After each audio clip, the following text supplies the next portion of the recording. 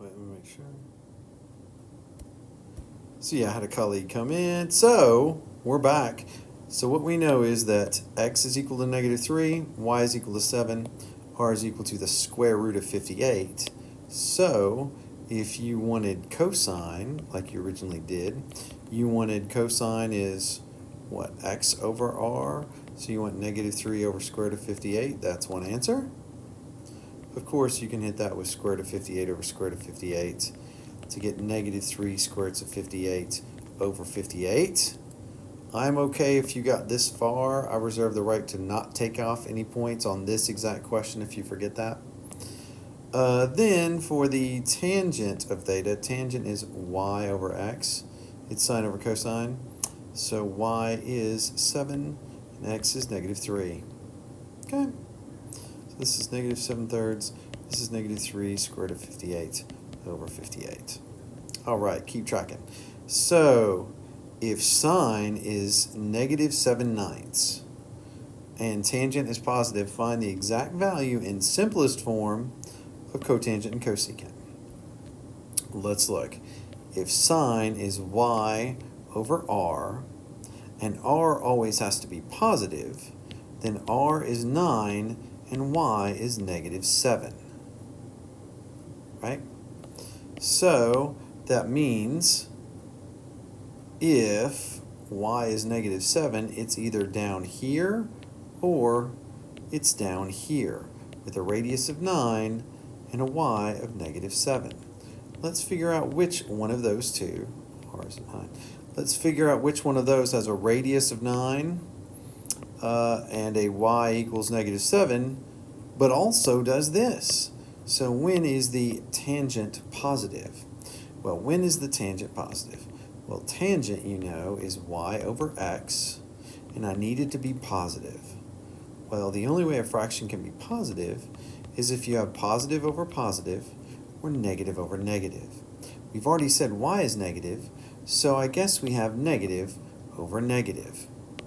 So again, if this is negative and this is negative, that's going to get me positive like I want. So I need negative, negative, which would be this fourth quadrant. Yes? I'll be by the storage room by Kathy Mays. Uh-huh. If somebody comes looking for me, I'll be there. Okay? Got it. Yes, ma'am. Thank you. So negative, negative, and so that means that we're in this quadrant over here, and now we need to draw a picture. So this is not our picture, it's over here in this quadrant, and I'm going to go like this. And so now I need to figure out what x is. So I let the reader know I'm going to find x, and I have x squared plus y squared is equal to r squared. X squared plus -7 squared is equal to 9 squared. So we get 49, 81, and x squared. Now if you subtract, we're going to have 81 minus 49. Well, 1 gets us to 50, and 30 gets us to 80, and 1 more gets us to 81, so it should be 32. So x is plus or minus 32, but which one is it? Well, we see right here that x is negative, so it's got to be negative square root of 32. And you let the reader know, so x is negative the square root of 32, y is -7, and r is 9. Thus, you wanted me to find cotangent and cosecant. Cotangent and cosecant.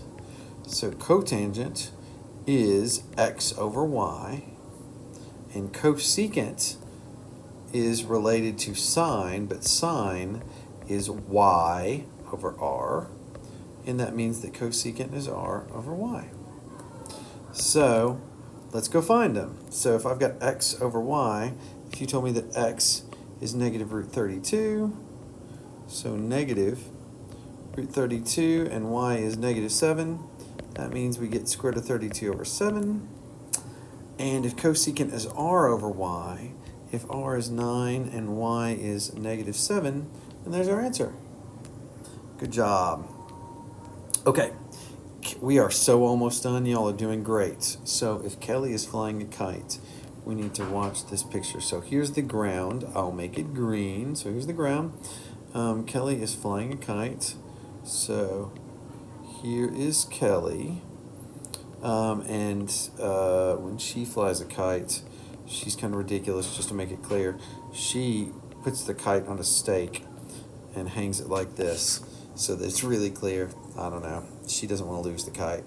So there is Kelly with her kite, yes. The angle of elevation from the ground, remember, elevation is always from a horizontal, is 68 degrees. The string on the kite is 60 meters long, so this is a straight 60 meters. And we assume that the kite, if we look straight up, makes this nice right angle, right? It says, how far is the kite above the ground? So we want to know this height h. So we want to relate 60 meters to a height of h to 68 degrees. And so I guess if this is 68, then a opposite from it would be h. This would be the hypotenuse. And I guess that's it. So what relates opposite to hypotenuse? Well, we know from so, ka, toa, if we relate opposite and hypotenuse, we're talking about the sine of theta is opposite of our hypotenuse. And I write that down before I plug in. So the sine of theta is equal to opposite. Well, my theta is 68 degrees. And my opposite is h. And my hypotenuse is 60. So h is just going to be 60 times the sine of 68 degrees, whatever that turns out to be, right? And it's going to be that many. Well, we look up here, and it's in meters, so it's going to be that many meters. Cool. You can leave your answer like that. And there you go. We're cool. So I hope you have a great time studying. Let me know if you need anything. I'll be in Monday morning and Tuesday morning. Peace out, Girl Scout.